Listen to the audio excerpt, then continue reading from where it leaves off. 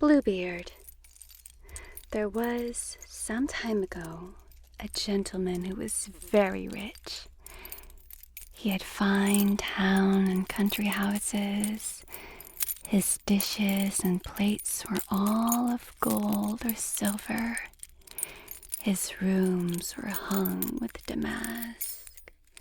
His chairs and sofas were covered with the richest silks, and his carriages were all gilt with gold in a grand style. But it happened that this gentleman had a blue beard, which made him so very frightful and ugly that none of the ladies in the parts where he lived would venture to go into his company. Now there was a certain lady of rank who lived very near him and had 2 daughters, both of them of very great beauty. Bluebeard asked her to bestow one of them upon him for a wife, and left it to herself to choose which of the 2 it should be. But both the young ladies again and again said they would never marry Bluebeard. Yet, to be as civil as they could, each of them said the only reason why she would not have him was because she was loath to hinder her sister from the match, which would be such a good one for her. Still, the truth of the matter was, they could neither of them bear the thoughts of having a husband with a blue beard. And besides, they had heard of his having been married to several wives before, and nobody could tell what had ever become of any of them. As Bluebeard wished very much to gain their favor, he asked the lady and her daughters, and some ladies who were on a visit at their house, to go with him to one of his country seats, where they spent a whole week, during which they passed all their time in nothing but parties for hunting and fishing, music, dancing, and feasts. No one ever thought of going to bed, and the nights were passed in merrymakings of all kinds. In short, the time rolled on in so much pleasure that the youngest of the 2 sisters began to think that the beard, which she had been so much afraid of, was not so very blue, and that the gentleman who owned it was vastly civil and pleasing. Soon after their return home, she told her mother that she had no longer any dislike to accept of Bluebeard for her husband, and in a very short time they were married. About a month after the marriage had taken place, Bluebeard told his wife that he should be forced to leave her for a few weeks, as he had some affairs to attend to in the country. He desired her to be sure to indulge herself in every kind of pleasure, to invite as many of her friends as she liked, and to treat them with all sorts of dainties, that her time might pass pleasantly till he came back again. "Here," said he, "are the keys of the 2 large wardrobes. This is the key of the great box that contains the best plate which we use for company. This belongs to my strong box, where I keep my money, and this belongs to the casket in which are all my jewels. Here also is a master key to all the rooms in the house. but this small key belongs to the closet at the end of the long gallery on the ground floor. I give you leave," said he, "to open or to do what you like with all the rest except this closet. This, my dear, you must not enter, nor even put the key into the lock for all the world. If you do not obey me in this one thing, you must expect the most dreadful punishments." She promised to obey his orders in the most faithful manner, and Bluebeard, after kissing her tenderly, stepped into his coach and drove away. When Bluebeard was gone, the friends of his wife did not wait to be asked, so eager were they to see all the riches and fine things she had gained by marriage. For they had none of them gone to the wedding, on account of their dislike of the blue beard of the bridegroom. As soon as ever they came to the house, they ran about from room to room, from closet to closet, and then from wardrobe to wardrobe, looking into each with wonder and delight, and said that every fresh one they came to was richer and finer than what they had seen the moment before. At last they came to the drawing rooms, where their surprise was made still greater by the costly grandeur of the hangings, the sofas, the chairs, carpets, tables, sideboards, and looking-glasses. The frames of these last were silver-gilt, most richly adorned, and in the glasses they saw themselves from head to foot. In short, nothing could exceed the richness of what they saw, and they all did not fail to admire and envy the good fortune of their friend.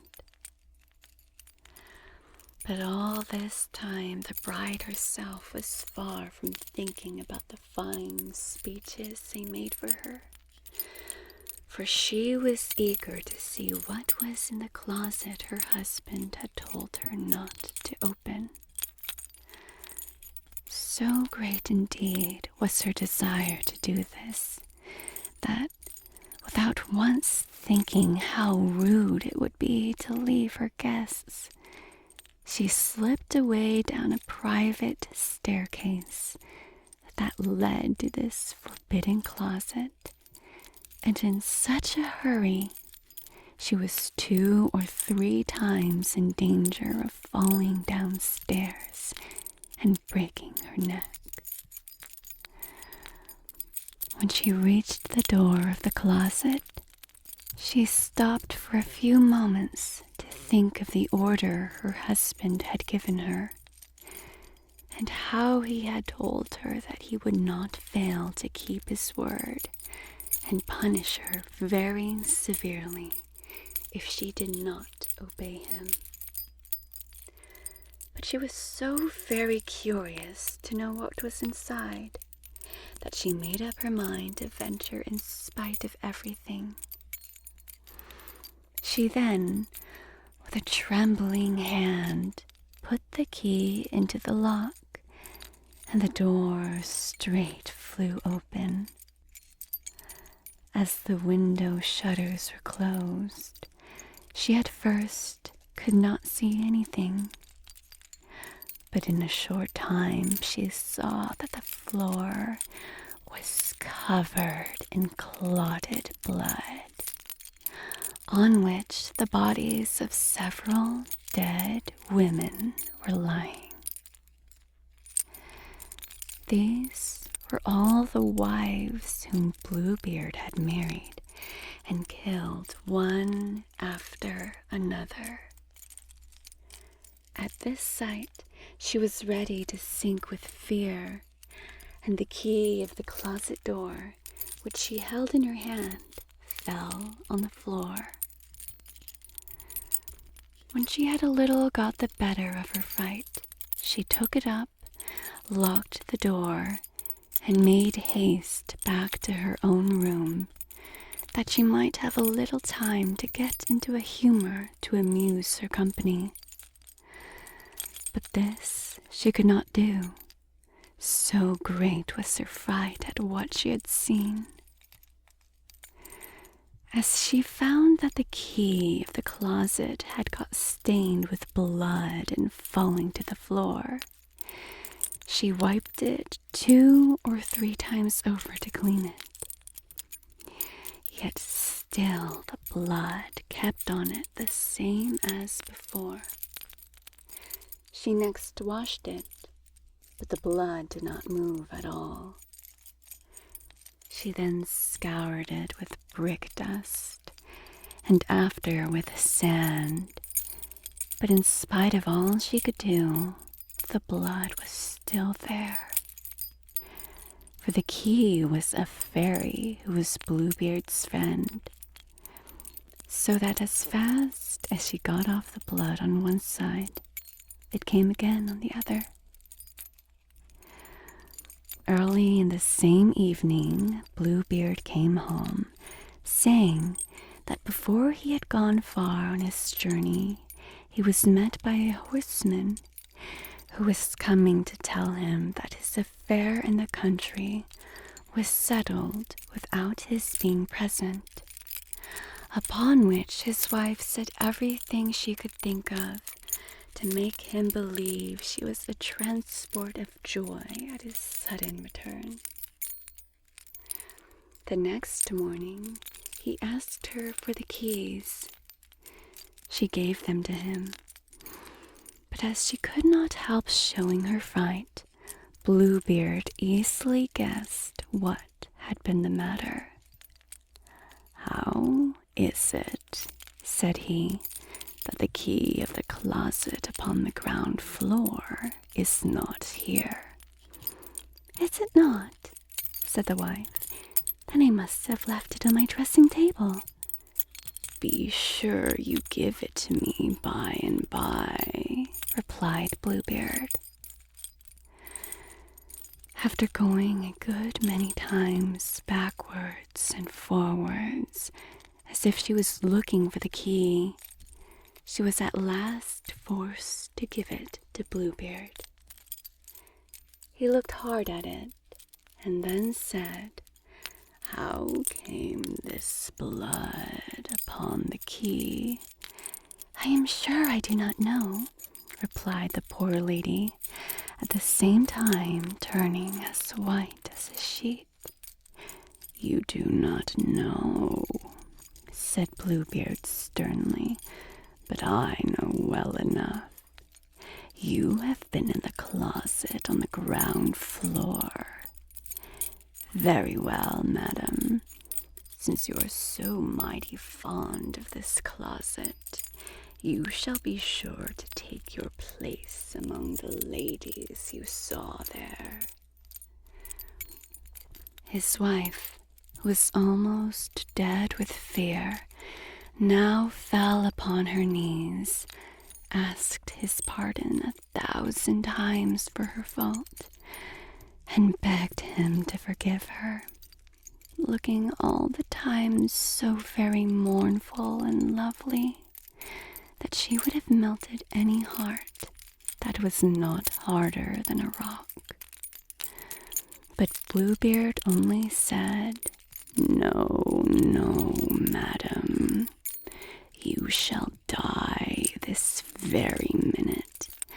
"Alas," said the poor trembling creature, "if I must die, give me at least a little time to say my prayers."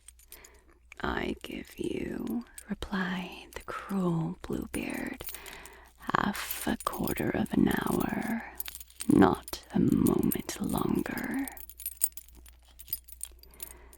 When Bluebeard had left her to herself, she called her sister, And after telling her, as well as she could for sobbing, that she had but half a quarter of an hour to live, "Prithee, sister, run up to the top of the tower and see if my brothers are not in sight, for they said they would visit me today.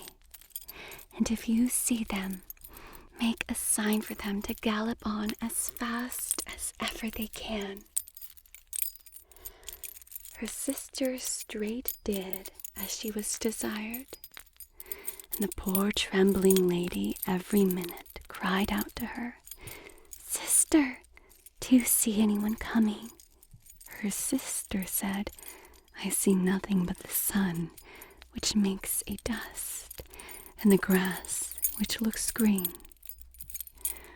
In the meanwhile, Bluebeard, with a great scimitar in his hand, bawled as loud as he could to his wife, "Come down at once, or I will fetch you." "One moment longer, I beseech you," replied she, and again called softly to her sister, "Sister, do you see anyone coming?" To which she answered, "I see nothing but the sun, which makes a dust, and the grass, which looks green." Bluebeard now again bawled out, "Come down, I say, this very moment, or I shall come to fetch you." "I am coming, indeed I will come in 1 minute," sobbed his wretched wife. Then she once more cried out, "Sister, do you see anyone coming?" "I see," said her sister, "a cloud of dust a little to the left." "Do you think it is my brothers?" said the wife. "Alas! No, dear sister," replied she, "it is only a flock of sheep." "Will you come down, madam?" said Bluebeard in the greatest rage. "Only 1 single moment more," said she. And then she called out for the last time, "Sister, sister, do you see no one coming?" "I see," replied her sister, "2 men on horseback coming, but they are still a great way off." "Thank God," cried she, "they are my brothers. Beckon them to make haste." Bluebeard now cried out so loud for her to come down that his voice shook the whole house. The poor lady, with her hair loose and all in tears, now came down and fell on her knees, begging him to spare her life.